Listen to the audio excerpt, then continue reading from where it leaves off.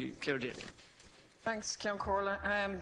Taoiseach, I think it's important to take this opportunity to bring a bit of balance into the discussions around the visit of the US President and his wife, given the almost unprecedented slobbering over them that the nation has been exposed to over the last number of days. And it's really hard to know which is worse, whether it's the outpourings of the Obamas themselves or the sycophantic fawning over them by sections of the media and the political establishment. We've had separate and special news bulletins by the state broadcaster to tell us what Michelle Obama and her daughters had for lunch in Dublin, but very little questioning of the fact that she was having lunch with Mr. Tax Exile himself.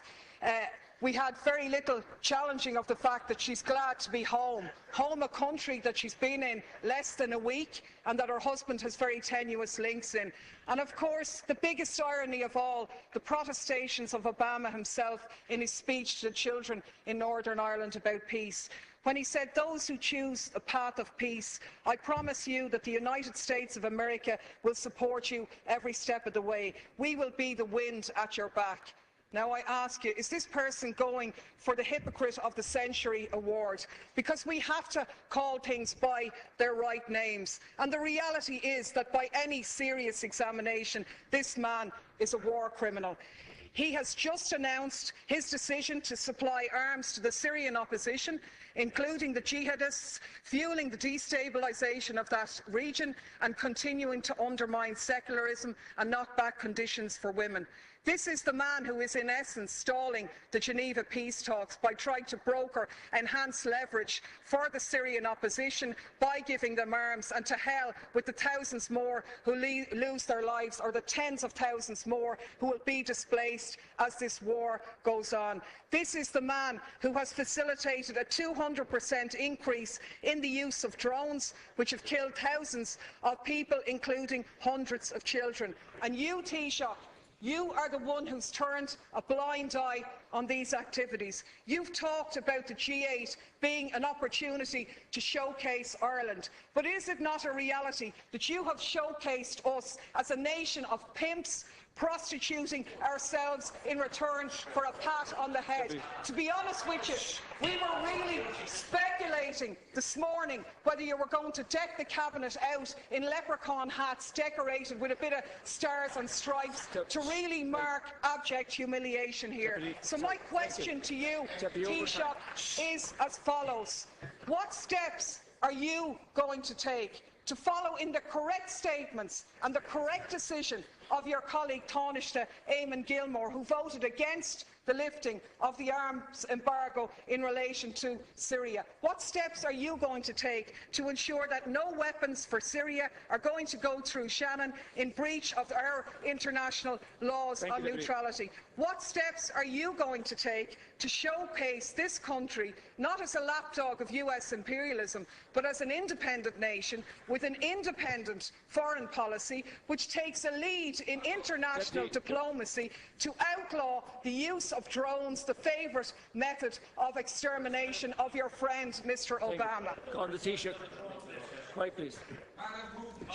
Well, let me confirm to you first of all that the President was not inquiring about your whereabouts or your well-being.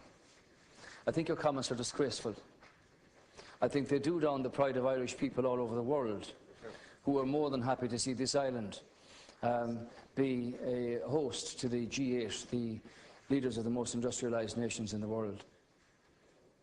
And for you, Deputy Daly, to stand up here and criticise the American President for giving a continuation of support for a fragile peace process in Northern Ireland, where over 3,000 people lost their lives over 30 years, is a disgraceful do-down. And if you represent those people on the back line over there, if that's the kind of comment that you intend to make, well then it's beneath you actually. Even those of your predecessors in their brilliance never matched what you've just said here.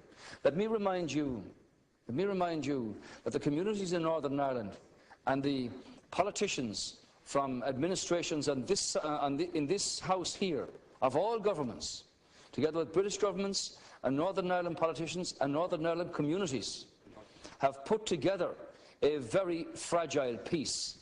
And far be it from you to come in here and criticise somebody who wants to support that process, visibly, personally, and with assistance from the United States, where 35 million Irish Americans, Deputy Daly, want this peace process to continue. And the young lady, the young student who introduced the President in Belfast, put her finger on it very well when she said, the reality is that Northern Ireland has had a past, and the reality is that Northern Ireland has a future. And that future, Deputy Daly, is one where peace in communities and across communities should abound. And it's beneath you to say that the American President should not be a party to keeping that process alive and visible. Insofar as the discussion on Syria is concerned, there was a serious discussion at the G8 summit with the members of the G8 themselves. I'm not sure whether you favour the Russian intervention here or whether you favour what the European Union put forward. While there was division among the countries in Europe about the lifting of the arms embargo, Ireland took a very clear position on this, which was articulated by the Taoiseach, that the embargo should not be lifted. But the conclusion of the G8 summit was that the Geneva peace talks should take place. Nobody wants to see wanton slaughter and the exodus of hundreds of thousands of people from Syria. And far from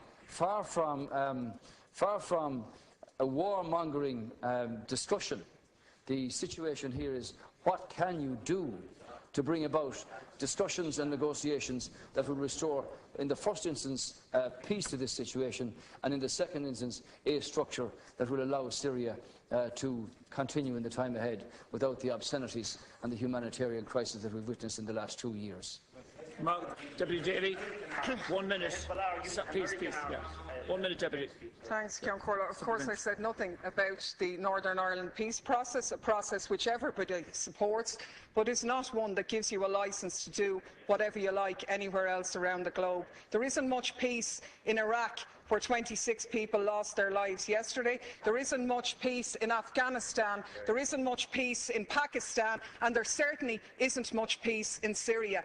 And the side I'm on in Syria is the one, and what I agree with is the statement by Oxfam, where Oxfam said sending arms to the Syrian opposition won't create a level playing field. Instead, it further risks fueling an arms free-for-all, where the victims are the civilians of Syria.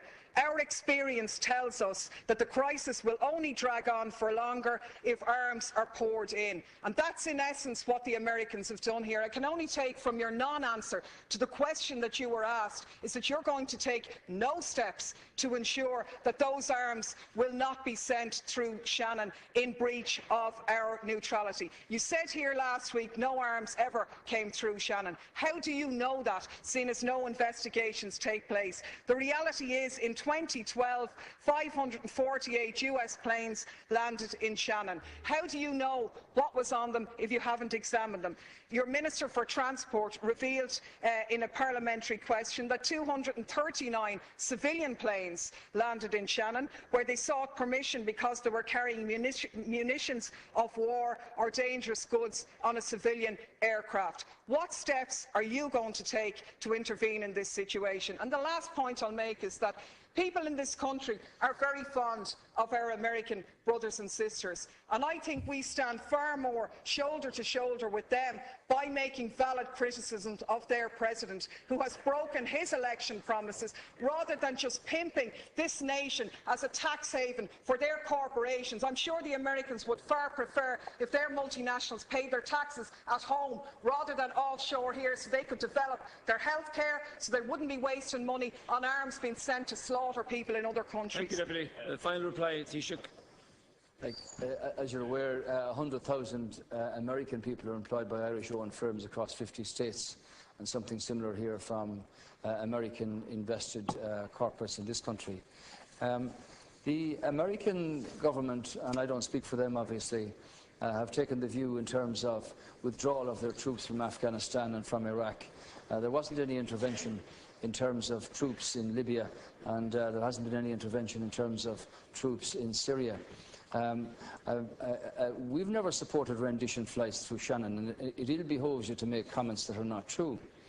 Now, I think out of the middle of all that rant, you seem to support the government position here, which was articulated by the Taoiseach at the Minister of Foreign Affairs, that this country did not support and does not support the lifting of the arms embargo in Syria, because clearly, with a multi opposition, very diverse factions in that opposition, these are very vexed questions. So the decision of the European Council to not agree in terms of the embargo means that that opportunity presents itself. But everybody at the G8, as I understand it, was focused on getting the peace talks in Geneva underway, which might bring about some sense of solution here. Clearly, you haven't condemned the Iranians or the Hezbollah or the Russians for supplying arms to the Assad regime. You haven't commented upon the atrocities carried out under President Assad in Syria at all. You seem to have a very biased view about the wanton slaughter of the Syrian people. And everybody on this side, insofar as we're party to the European Union, wants to see a structure that would bring about the removal of President Assad, but peace restored to that country and its troubled people, and the hundreds of thousands who have had to exit us across the border with nothing but their families and a few belongings with them. So, in that sense, Deputy Daly, I hope, and it's the hope of the government, that the peace talks in Geneva can actually take place and that something comes from them. And while I wasn't at the discussion about Syria at the G8, my understanding is that there was a very frank disclosure about the various views here, and that hopefully something beneficial will come from that. That's the answer to your question.